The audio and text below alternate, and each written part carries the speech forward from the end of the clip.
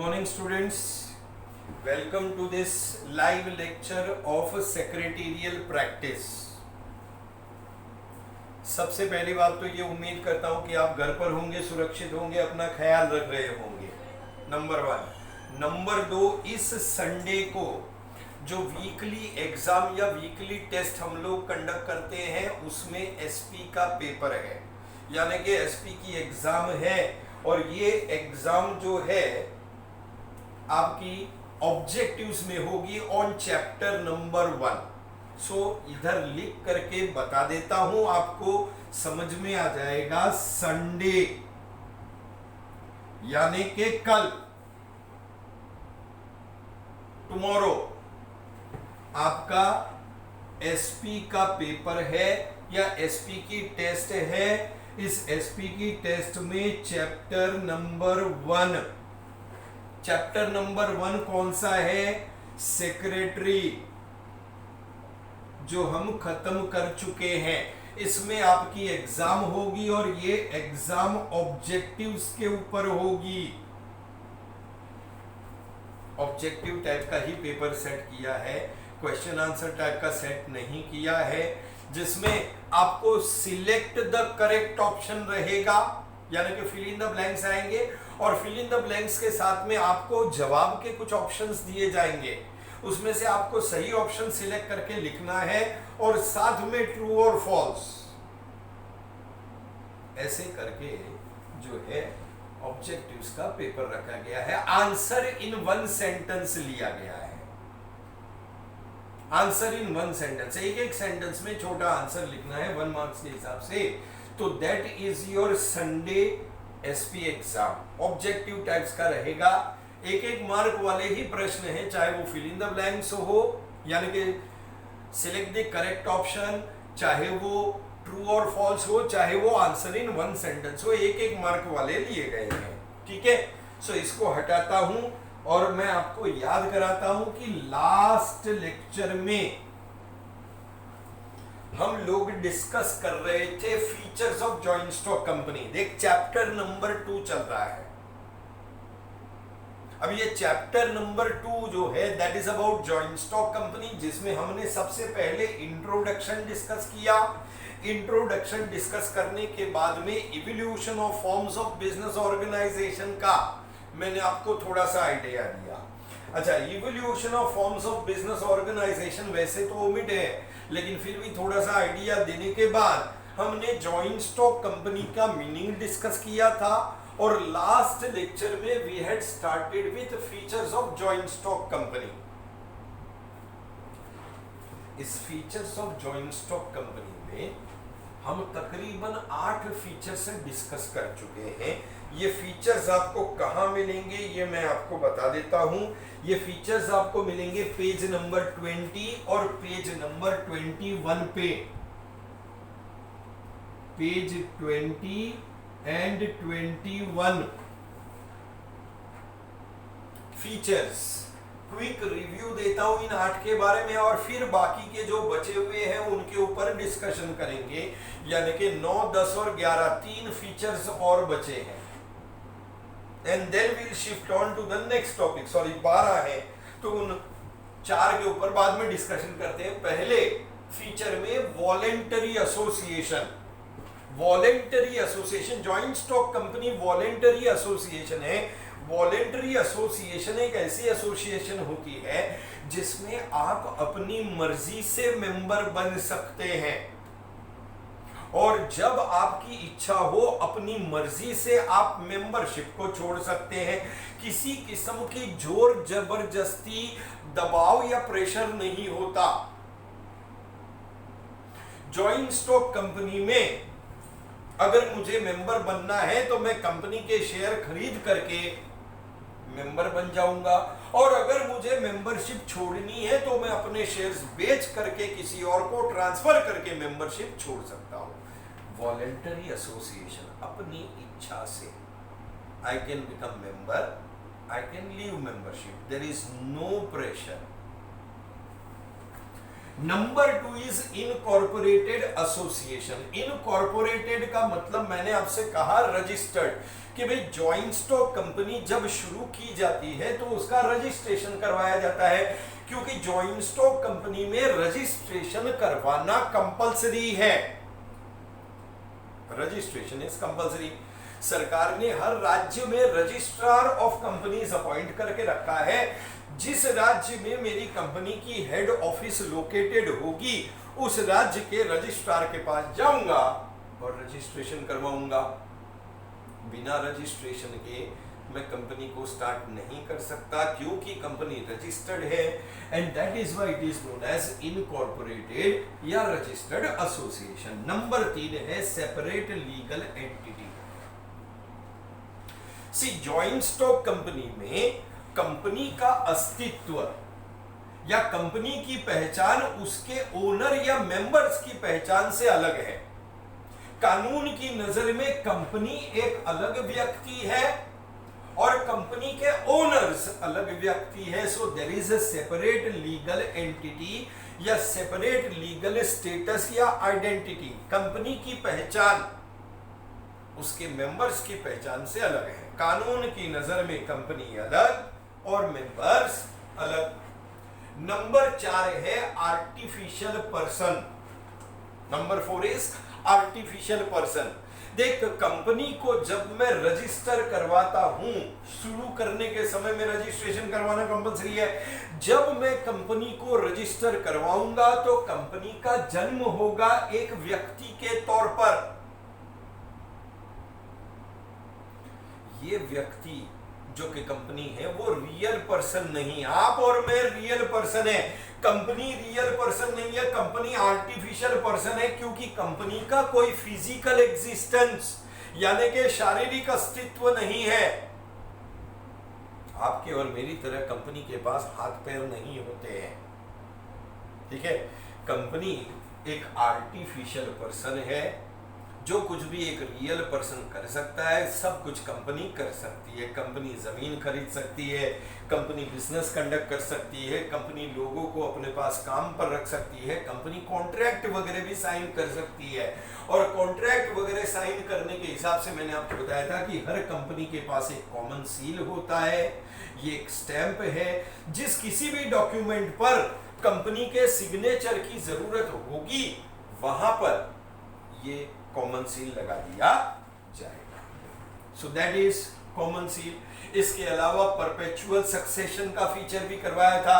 Perpetual succession में मैंने आपसे कहा था कि कंपनी एक व्यक्ति के रूप में long and stable life enjoy करती है। लॉन्ग एंड स्टेबल लाइफ क्यों एंजॉय करती है? Company long and stable life इसलिए एंजॉय करती है क्योंकि कंपनी के किसी भी मेंबर को अगर कुछ भी हो जाए, डेथ हो जाए, इंसॉल्वेंट हो जाए या लूनेटिक यानी कि पागल हो जाए, कंपनी के कामकाज पर कोई असर नहीं पड़ता है, क्योंकि कंपनी का अलग अस्तित्व है। मेंबर को कुछ भी हो गया तो उससे कंपनी के ऊपर कोई फर्क नहीं पड़ता। सो परपेचुअल सक्सेशन में एक मेंबर जाएगा, बदले में दूसरा मेंबर आएगा, कंपनी का काम चलता ही रहेगा। सो कंपनी एंजॉय करती है long and stable life. So voluntary association, incorporated association यानी कि रजिस्टर्ड है, सेपरेट लीगल स्टेटस है, आर्टिफिशियल पर्सन, परपेचुअल सक्सेशन और कॉमन सील जो कि कंपनी का सिग्नेचर है। लिमिटेड लाइबिलिटी, मैंने आपसे क्या कहा था? जॉइंट स्टॉक कंपनी में सेपरेट लीगल एंटिटी होने की वजह से मेंबर या शेयर होल्डर की लाइबिलिटी लिमिटेड है। लाइबिलिटी किसे कहते हैं? लाइबिलिटी का मतलब होता है कर्जे का अमाउंट, और ये कर्जा यानी कि लाइबिलिटी लिमिटेड है, यानी कि मैं जितनी कीमत के शेयर कंपनी में खरीदूंगा मेरी लाइबिलिटी उतनी ही लिमिटेड होगी। कंपनी को चाहे करोड़ों का नुकसान हो, मेरा कितना पैसा डूबेगा? सर मैंने 1000 रुपए के शेयर खरीदे, मेरा 1000 रुपया डूबेगा। कंपनी अपना कर्जा चुकाने के लिए मेंबर को मजबूर नहीं कर सकती। क्यों? क्योंकि कर्जा कंपनी का है, कंपनी का अस्तित्व अलग है, शेयर होल्डर या मेंबर का अस्तित्व अलग है। कंपनी के कर्जे के लिए शेयर होल्डर जिम्मेदार नहीं होगा। सो लिमिटेड लायबिलिटी है।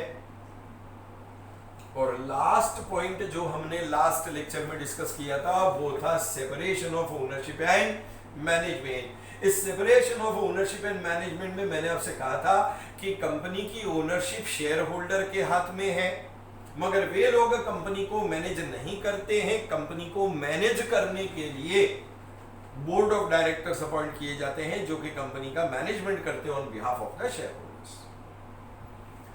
यहां तक हमने लास्ट लेक्चर में डिस्कस किया था। अब उससे आगे just give me 1 second, I will be back.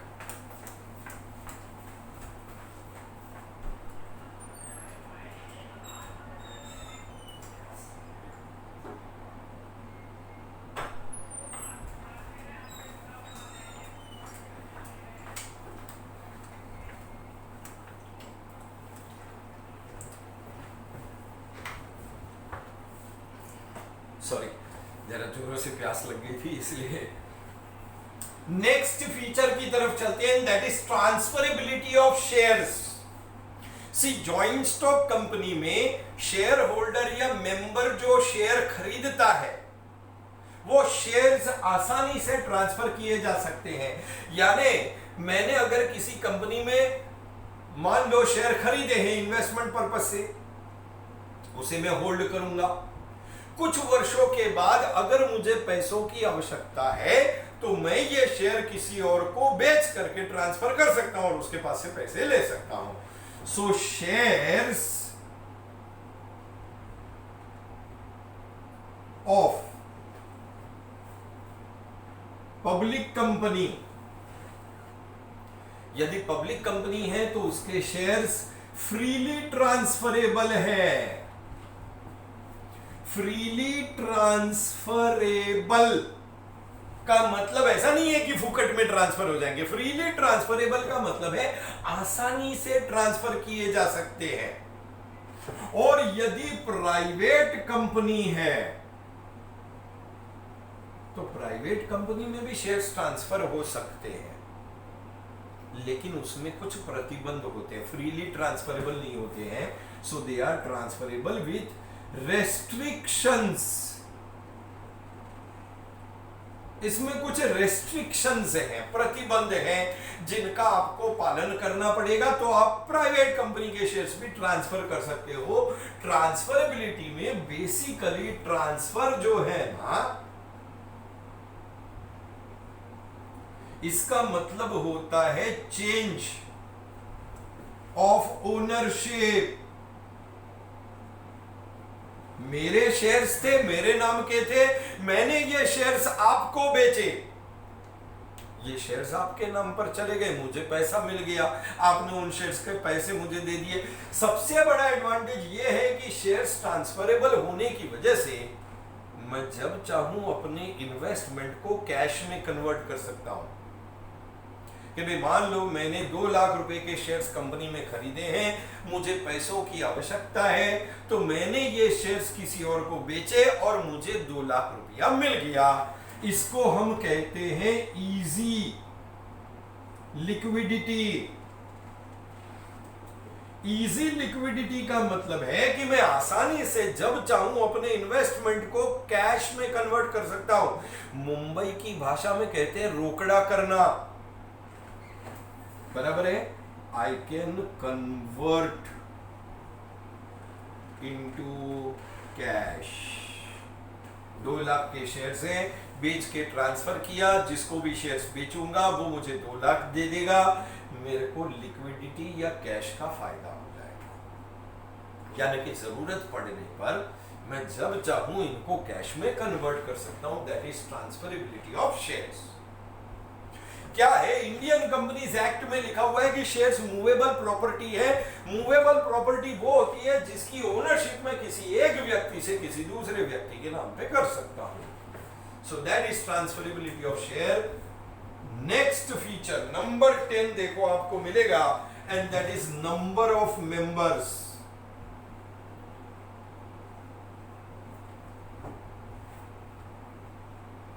देख, नंबर ऑफ मेंबर्स का ऐसा है कि सोल ट्रेडिंग या सोल प्रोप्राइटरशिप में एक ही ओनर होता है।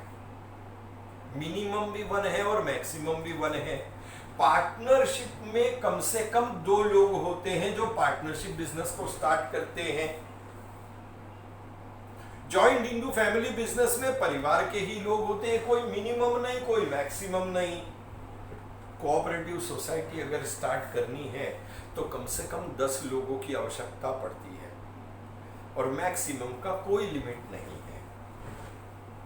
सिमिलरली अगर जॉइंट स्टॉक कंपनी स्टार्ट करके चलाना है तो इसमें कितने मेंबर्स की आवश्यकता है। देख, जॉइंट स्टॉक कंपनी हम बेसिकली 2 प्रकार की देखते हैं कि अगर मान लो मैं कोई प्राइवेट कंपनी स्टार्ट कर रहा हूं, I am starting A private company, तो प्राइवेट कंपनी एक ऐसी कंपनी होती है जिसमें सिर्फ घर परिवार के लोग होते हैं कि भाई मैंने अगर प्राइवेट कंपनी स्टार्ट की तो उसमें कौन होगा, मैं, मेरे फैमिली मेंबर्स, मेरे रिलेटिव्स और मेरे फ्रेंड्स, बस। जिसको मैं चाहूंगा वही मेरी कंपनी में मेंबर बन सकता है और मैं सिर्फ अपने जान पहचान के लोगों को ही मेंबर लेता हूं। तो यदि मैं प्राइवेट कंपनी स्टार्ट कर रहा हूं तो प्राइवेट कंपनी को स्टार्ट करने के लिए मिनिमम 2 मेंबर्स, कम से कम 2 मेंबर्स की जरूरत पड़ती है प्राइवेट कंपनी को स्टार्ट करने के लिए। 2 से कम लोग जो है प्राइवेट कंपनी स्टार्ट नहीं कर सकते हैं। You need minimum 2 members. और मैक्सिमम कितना है सर? मैक्सिमम के लिए इसमें पहले 50 की संख्या थी कि प्राइवेट कंपनी में पहले मैक्सिमम 50 लोग थे, अब उसकी संख्या को बढ़ा करके 200 कर दिया गया है, 200 मेंबर्स। अगर आपको ध्यान में होगा पिछले लेक्चर में मैंने इसकी मैक्सिमम की संख्या 50 बताई थी, क्योंकि पुराने कानून के मुताबिक मैक्सिमम प्राइवेट कंपनी में पहले 50 था। अब 2013 के कानून में जो चेंजेस किए गए हैं उसके मुताबिक अब अगर आप प्राइवेट कंपनी स्टार्ट करते हो तो मिनिमम 2 मेंबर्स है और मैक्सिमम की लिमिट रखी गई है 200 मेंबर्स की।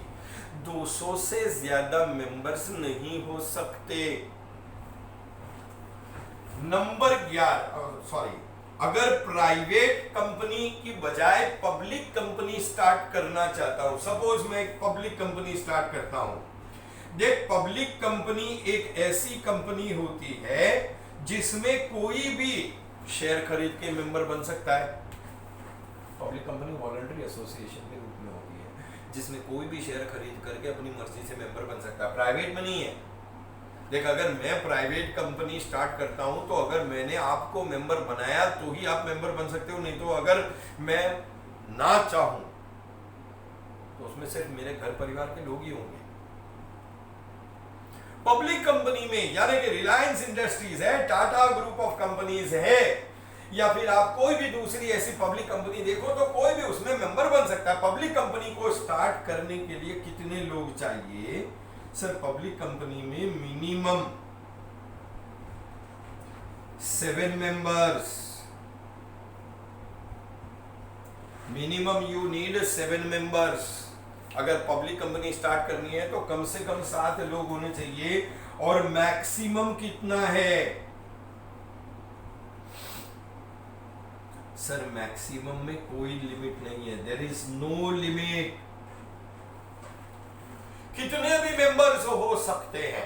आज मैं आपको एग्जांपल दूं, रिलायंस इंडस्ट्रीज लिमिटेड में 25 लाख से ज्यादा शेयर होल्डर्स हैं, more than 25 lakh share holders. So अगर प्राइवेट कंपनी स्टार्ट करनी है minimum 2, maximum 200, public company start करनी है मिनिमम 7 और मैक्सिमम की कोई लिमिट नहीं। That is point number 10। अब पॉइंट नंबर 11,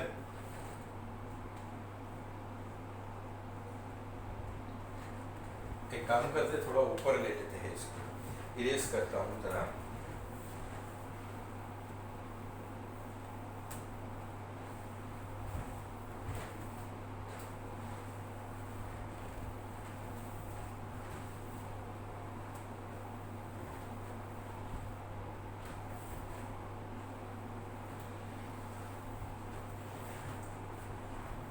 9 क्या था? Transferability of shares. उसके बाद में 10 कौन सा करवाया सर? 10 करवाया number of members.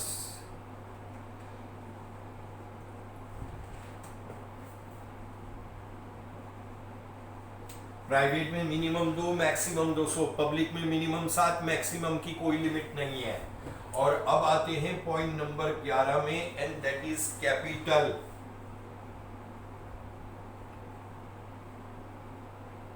Point number 11 that is capital. देख, जॉइंट स्टॉक कंपनी एक लार्ज बिजनेस ऑर्गेनाइजेशन है, और लार्ज बिजनेस ऑर्गेनाइजेशन होने के नाते it has got a large capital. Company को लार्ज कैपिटल की आवश्यकता पड़ती है, और ये लार्ज कैपिटल जो है वो कंपनी अलग अलग तरीके से जुटा सकती है। इस लार्ज कैपिटल के कंपनी के पास बहुत सारे सोर्सेज हैं, यानी कि बहुत सारे रास्ते हैं जिनके जरिए कंपनी ये लार्ज कैपिटल कलेक्ट कर सकती है। कंपनी इस लार्ज कैपिटल को कलेक्ट करने के लिए पब्लिक को शेयर्स इशू कर सकती है, और शेयर्स के जरिए कैपिटल कलेक्ट किया जा सकता है। कंपनी पब्लिक को डिबेंचर्स इशू कर सकती है, और इन डिबेंचर्स के जरिए कैपिटल कलेक्ट किया जा सकता है। बहुत सारी कंपनियां पब्लिक को बॉन्ड्स इशू करती है, और इन बॉन्ड्स के जरिए कैपिटल कलेक्ट करती है। कंपनी लोन भी ले सकती है बैंक से, या फाइनेंशियल इंस्टीट्यूशन से लोन भी लिया जा सकता है। So that is capital, large capital. ये लार्ज कैपिटल एक या दो लोग कंट्रीब्यूट नहीं कर सकते। मैं आपको पहले ही बता चुका हूं, कंपनी का लार्ज कैपिटल छोटे छोटे हिस्सों में बटा हुआ होता है। इन छोटे छोटे हिस्सों को हम शेयर्स कहते हैं, या कंपनी उधार लेने के लिए डिबेंचर्स या बॉन्ड्स इशू करती है। So that is large capital. और आपको आखिरी पॉइंट जो है that is point number 12, government control. Government control, see government जो है ना, उसने कानून बनाया है जॉइंट स्टॉक कंपनी की एक्टिविटीज को कंट्रोल और मॉनिटर करने के लिए। सी भारत में हजारों कंपनियां अपना बिजनेस कंडक्ट कर रही है। ये कंपनियां नियम के अनुसार चले, इसके लिए ये कंपनियां ईमानदारी से अपना काम करे, इसके लिए सरकार ने कानून बनाया है। बराबर है। तो गवर्नमेंट कंपनी को कैसे कंट्रोल करती है? सर, गवर्नमेंट ने बनाया है इंडियन कंपनीज एक्ट। हर कंपनी को इस कानून के मुताबिक अपने कामकाज को चलाना होगा। अब ये इंडियन कंपनीज एक्ट क्या कहता है कि रजिस्ट्रेशन इज कंपल्सरी, यानी कि अगर आप कोई कंपनी शुरू करना चाहते हैं तो इसके लिए आपको सरकार से इजाजत लेनी होगी, और इजाजत लेने के लिए आपको रजिस्ट्रार के पास जाके रजिस्ट्रेशन करवाना पड़ेगा। साथ साथ में you will have to follow regulations. जो भी नियम कायदे कानून है आपको पालन करने होंगे, क्योंकि अगर कोई भी कंपनी कानून का उल्लंघन करती है, कोई गलत काम करती है, तो कंपनी का रजिस्ट्रेशन कैंसिल कर दिया जाएगा। कंपनी के ऊपर कानूनी कार्रवाई की जाएगी एक व्यक्ति के रूप में, और हो सकता है उस कंपनी को बंद भी कर दिया जाएगा।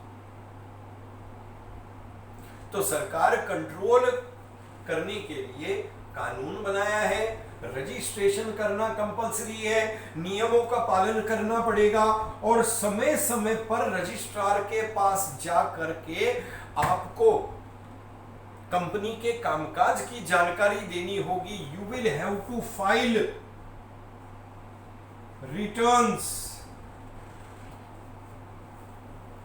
With registrar of companies, ROC का मतलब है रजिस्ट्रार ऑफ कंपनीज।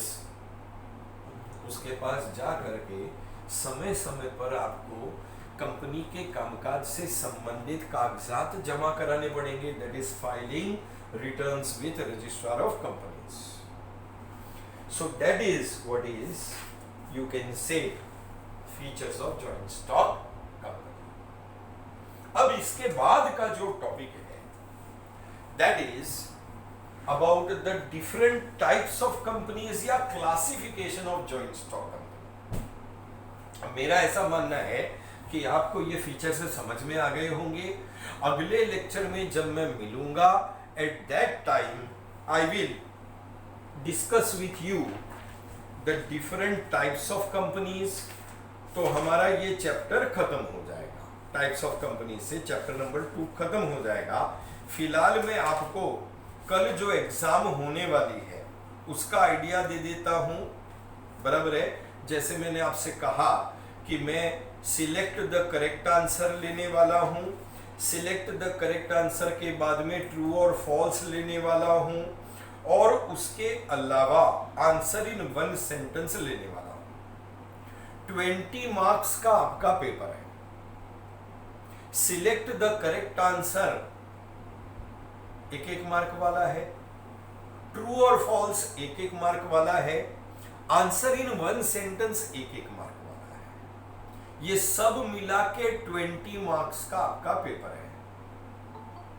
और ये 20 मार्क्स के पेपर के लिए आपको 45 मिनट्स या 1 आवर का टाइम दिया जाएगा। तो आपने उसको लिखना है और लिखने के बाद में यहाँ पे सबमिट कर देना है, ठीक है। सो कल की एग्जाम्स के लिए best of luck. Next Saturday Diwali रहेगी, तो नेक्स्ट सैटरडे शायद लेक्चर नहीं हो पाएगा। You will be informed accordingly.